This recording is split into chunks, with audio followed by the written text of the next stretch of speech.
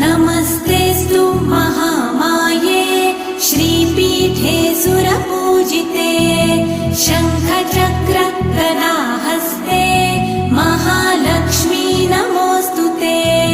नमस्ते गरुडारूढे कोलासुरभयङ्करी